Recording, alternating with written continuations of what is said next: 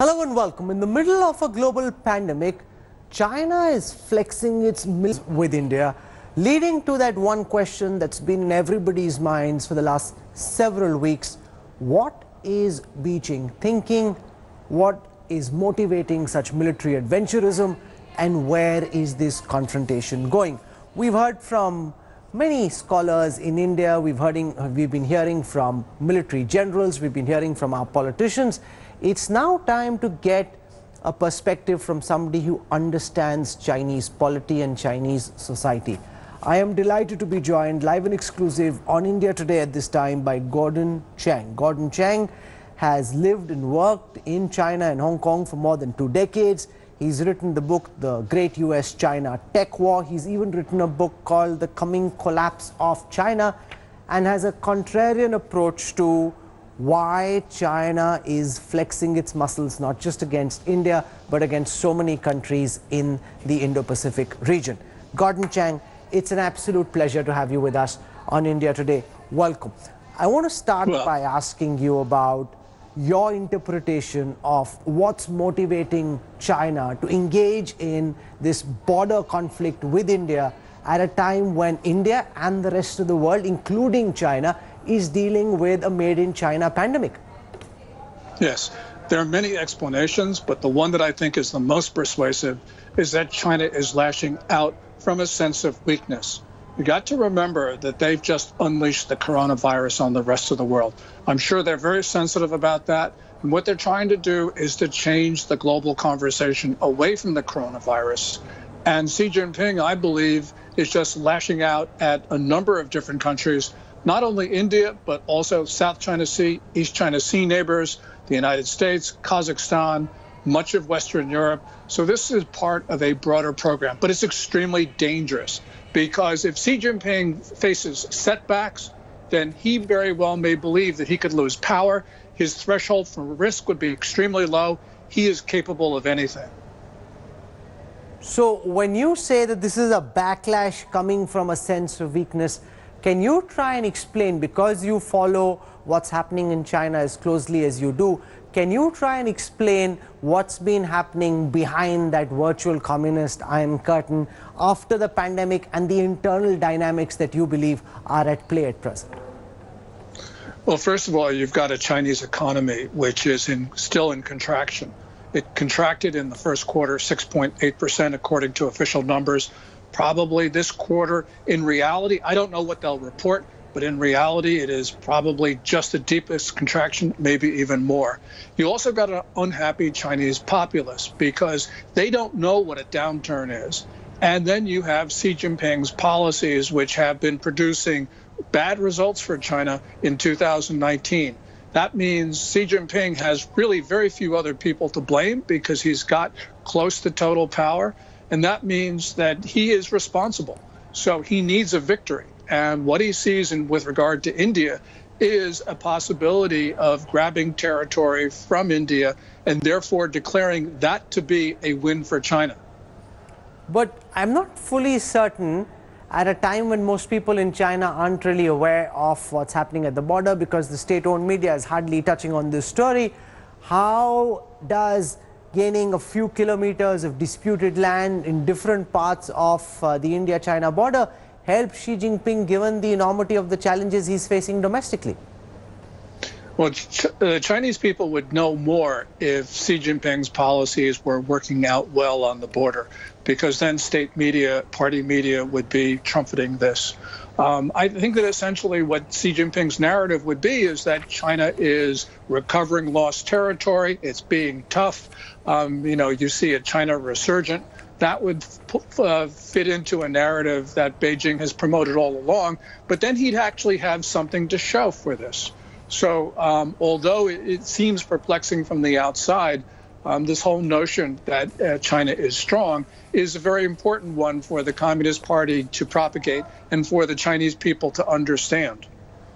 You've put out on Twitter saying, India, stand your ground, China will see your strength and back down. Can you explain your advocacy and how you believe India should be responding to this military adventurism from Beijing?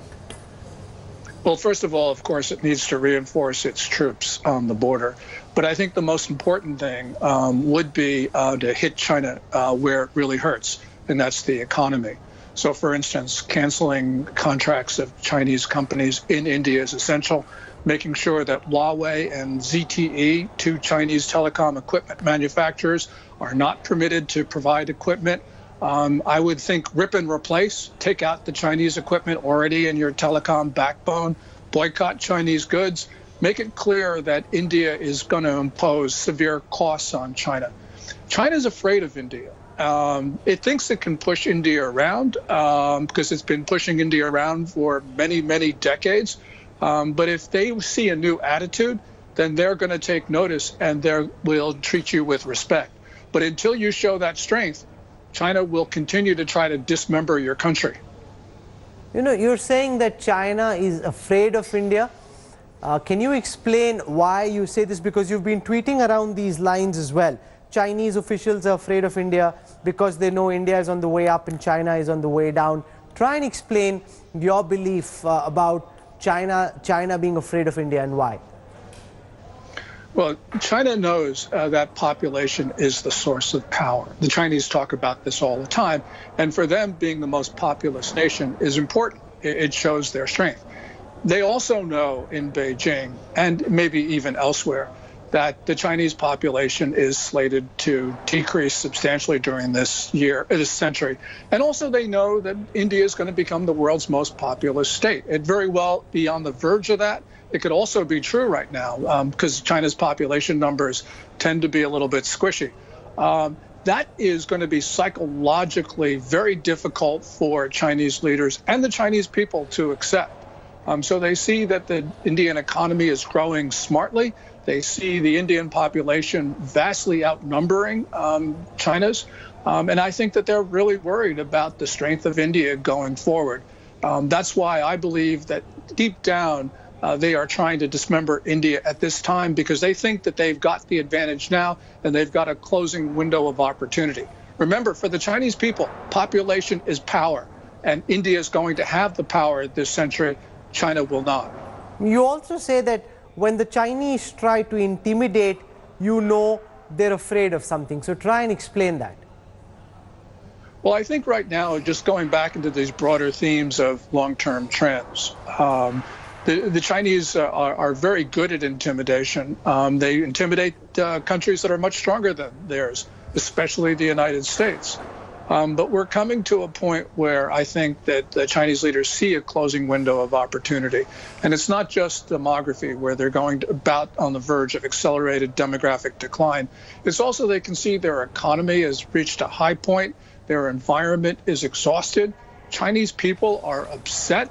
They see restiveness around the world and in their own country. And they also see that the rest of the world is not in a mood to help China, because you've got a global economy that will be in a downturn this year. China is still export dependent. And they see factories leaving China for India. So that's why they're trying to intimidate you now, because they believe that they can do so now. They may not be able to do that in 3 or 4 years. And certainly they won't be able to do that in a decade. You're saying that you feel that the Chinese economy is at its peak, whereas the Chinese government and leaders would like people to believe that they will continue growing for the next 3 decades at the same speed at which they've grown in the last 3. Why do you, Gordon Chang, feel that the Chinese economy could have already peaked? Well, there's a number of things. First of all, you've got the coronavirus epidemic, which is more serious than the Chinese authorities are letting people know. And we have seen in societies around the world what the coronavirus has done to cause deep contractions. That's also happening in China itself. China has a problem, though, in that its economy is export dependent. And countries like the United States and indeed the European Union are not buying at the rate that they have in the past. And that's because their economies have also been stricken, but it's also because they were now starting to see political barriers to trade. Because of China's aggressiveness, countries are reacting to that. China is overburdened with debt, and we are seeing the consumers not rescue the Chinese economy. The most worrisome numbers for China are the import ones because they show domestic demand. And in this calendar quarter, domestic demand is collapsing. In March, which was the last month of last quarter, imports were down 0.9%. In the 2 months of this quarter, they were down 14.2%, 16.7% last month. That shows an economy in decline.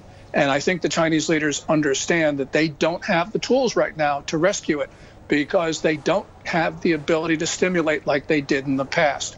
So they know that they're in trouble. And one way to get out of trouble is to cause misadventure abroad. And that, of course, includes the Galwan Valley. You wrote a highly controversial book called The Coming Collapse of China with Random House. Do you still believe that China will collapse? Why do you feel this way? Yeah, in 2001, I said it would take a decade, so I'm out of time. The global financial downturn in 2008, I think, gave China the ability to extend its communist system. But, I was wrong about timing. I do believe that China exhibits the same weaknesses today as it did when I wrote the book. And we're seeing Chinese leaders, as I mentioned, in this belligerent, provocative phase, which I think is a sign of a weakness. It's an admission on their part, because they wouldn't be acting this way if they were confident. If they were confident, they would just allow global trends to take their course and dominate the world. I don't think they think that way anymore. So although I was wrong about timing, I still think that Chinese leaders betray a sense of fragility. And that is going to have horrible consequences, not only for India, but for my country and for countries around China's periphery. But you also say that, typically what it takes is some kind of domestic opposition, a political opposition, only then does a regime change. So do you really sense that high level of angst and frustration amongst the Chinese people? I was in Beijing some time back, and while people don't talk very openly about politics, there was a general sense amongst the punditry in China that as long as they're making money, as long as the economy is growing, people are okay even if some democratic freedoms don't exist, and they exist in India, but they see how things can get done and they tend to make their peace with the communist arrangement. Yes, but the Chinese economy is not growing right now. It is, as I mentioned, as we can see from indicators, it is still contracting, and perhaps the contraction is coming deeper and deeper. We've had Chinese people upset in various times during the history of the People's Republic, but it's never really come to anything. Even in 1989, when you had protests in 372 cities in China. But right now, what we have is something we haven't seen before, and that is unhappy people and an economy in decline. And people in China, many people in China don't know what a downturn is. They have no concept of it because they've never experienced one. Well, now they are, and that's eroding one of the Communist Party's primary basis of legitimacy, which is the continual delivery of prosperity. Yeah, China can maintain its political control with its semi-totalitarian system, but at some point that system will break. As I mentioned, I was wrong on timing, but we are seeing real signs of distress in China at this moment. You also write that the pandemic will change the world much like the fall of the Soviet Union did. What's your sense of how this pandemic will impact China, its place internally, and its place in the world? Yeah.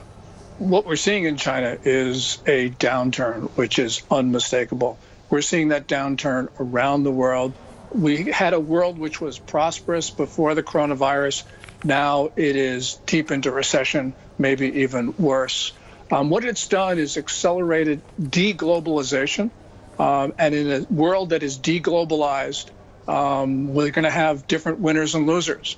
When you don't have political barriers to trade, even countries with unsustainable economic systems like China's can prosper because money will come in. That's not happening right now. And I think that we're going to see the market economies and the democracies become stronger on a relative basis. So it's going to be a very different world than was before the disease hit China. Given the fact that China is messing with Australia, the United States, Japan, Vietnam, Taiwan, all at the same time, do you see the world getting split into two? China say, Iran, North Korea, Pakistan on the one side, and other countries in the India-Pacific through formations like the Quad coming together as a counterbalance to China? Yeah, that is already happening before the disease, but of course, COVID-19 has accelerated that. And I think that it's brought into stark relief, for instance, in America, about the fundamental nature of China and the maliciousness of its system. And now you have in America people who are saying, and it's quite reasonable, you're either with us or against us. And that is going to further sharpen the divide. So there is going to be a divide in the world. It's going to be it's going to occur much faster than it otherwise would have. And it's going to bring in very sharp relief the differences between China's semi-totalitarian system and the democracies in the rest of the world. How do you see China's political leadership and their style evolve from the time of Deng Xiaoping, Hu Jintao, to now Xi Jinping? Well, what Deng Xiaoping did was he reduced the cost of losing political struggles in China. Under Mao, if you lost a political struggle, you often lost your life. Under Deng and what we saw in his two successors, Jiang Zemin and Hu Jintao, was basically if you lost a political struggle, you got a big house in Beijing. And that was intended to help reduce political infighting in the party. Xi Jinping has reversed that. He's increased the cost of losing a struggle. So I think the struggles have become more intense. Also, under Deng Xiaoping, you started to see China move to a system where political conflicts were settled according to rules and norms, and it became consensual. Under Xi Jinping, that ended because he grabbed power from everybody else. When you grab power from everybody else, you have not only the power, you also have the accountability, which means that for Xi Jinping, every issue is existential. And that's why I think you're seeing China move in ways that are very similar to that in the Maoist times, and very unsimilar to that in the Deng, Jiang Zemin, and Hu Jintao eras. So in India, we see a very sharp political cleave, the opposition constantly snapping at the heels of the government. Ordinarily, most people who are watching you at this time would assume that in China, the PLA is one, the Communist Party of China is one, and that they don't have internal fissures. Since you understand their politics in the manner that you do, give our viewers a sense of whether it is as rosy as it actually seems, or do you feel that Xi Jinping is actually being snapped at from within his team inside, even though the rest of the world cannot see it? That's a really important question. The Communist Party has always been a collection of shifting factions, groups, all sorts of formations of political power. I think under Xi Jinping, he has tried to mute that. But those factions and those cleavages still exist, though they're not as pronounced, they're not as visible. So, for instance, we no longer talk about the Shanghai Gang or the Communist Youth League faction. But what Xi Jinping has been able to do is to quiet that. He's been able to accumulate power, but those cleavages remain under the surface, and they will come back when Xi Jinping falters. And that's why I think he is desperately looking for a victory. If he doesn't have a victory, he's going to have all of those who have been disadvantaged during his rule come back and seek retribution. And so he realizes if he makes a mistake, he can no longer blame other people. He can lose his position. He can lose his freedom. He can lose his assets. He could lose his life. So that's why I think things are much sharper. We won't see this until something breaks, but when it breaks, there'll be events moving very fast. Now, there are two more questions I want to ask. One, you write about recent waves of uprisings, insurrections, rampages, and bombings. How serious a concern do you think these are? How widespread have they been, given how little about these emerge in the public domain globally? Sorry, I didn't understand the question. No, so the question is about, uprisings, rampages, bombings, especially in, for example, some of the restive products with the Uyghur Muslims, China trying to suppress their voice. How much of an internal pull do you think that is? Yeah, there's been very few incidents over the last 18 months, and that is because China has gone full Third Reich. They've got concentration camps. People have been put into them solely because of their race or their religion. We know people are dying in those camps. There's been forced labor. And so China has been able to, at least for the moment, prevent those incidents. But what we have, of course, is pressure building up because there is anger under the surface. You know, we saw in last, let's say, 12 months ago, there were a number of protests around China for various reasons, but they didn't, of course, amount to much because the, Xi just let people blow off steam. So we know that the tensions are there. They haven't gone away because the underlying causes haven't gone away. And in addition to that, we have all of the aggravation caused by the coronavirus epidemic. So you have a restive population, but we don't see manifestations of it because this political system has become far more coercive. And that's really just a recipe for an explosion. We don't know when the explosion will occur, but we do know the pressure is there. So you're saying that they're building towards an explosion. We don't know when that will happen, but the fissures can be seen. For the time being, Gordon Chang, for joining us and sharing your thoughts on what motivates China and the internal pulls and pressures that Xi Jinping faces. Thank you very much, sir. Thank you. I really appreciate it.